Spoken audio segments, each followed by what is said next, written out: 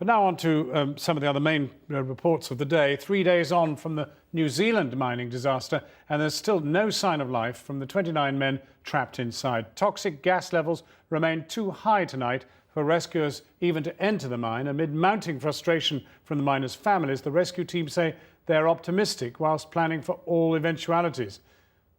Now, they hope to send a robot into the Pike River mine, situated on the west coast of New Zealand's South Island, to find out what happened. Our science correspondent Julian Rush has this report. The strain of waiting, of not knowing, is beginning to tell. More than 3 days, no word from underground, and still it's not safe to mount a rescue mission. We've got faith that they're going to come out and they're safe. But it's just how long is it going to take to find out for sure what's going on down there. His son Zen, who's 21 years old, is one of the missing men. 2 Britons, 2 Australians and a South African alongside the New Zealanders. The youngest, Joseph Ray Dunbar, on his first shift underground, just 17. It was the making of him, and to see him as happy and proud as what he was before he went down there, that's what stays with you.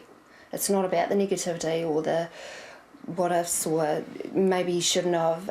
It was what he wanted to do.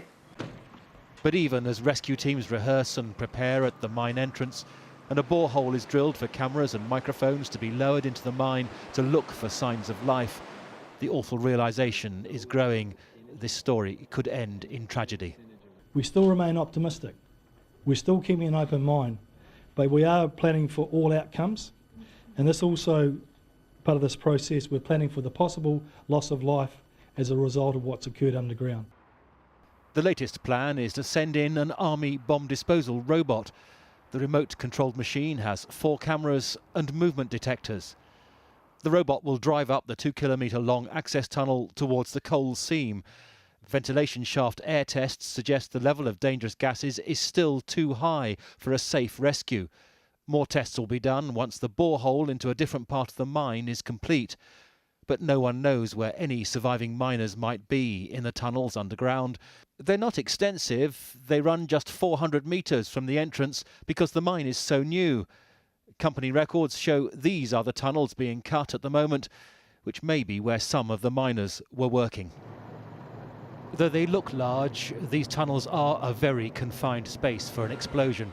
Survival then a lottery. Let it shine. By cruel numerical coincidence, 29 American miners died in a methane gas explosion in April this year at the Upper Big Branch mine in West Virginia. Yet fate is fickle.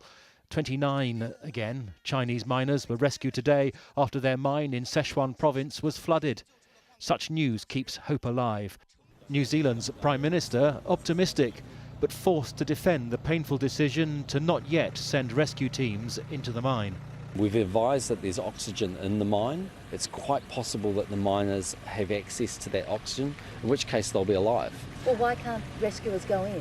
Because if they go in, the risk is that by going into the mine, they then destabilise the atmospheric environment, and the introduction of more oxygen or different gases as a result of their activity leads to a second explosion. And we've seen that in previous mine rescues in the past. So in an attempt to rescue the miners, you could potentially end up killing them as well as the rescue people themselves. Now, we can't take that risk, and we wouldn't take that risk. The miners' families understand the risks, but it doesn't make the waiting any easier. Julian Rush reporting now.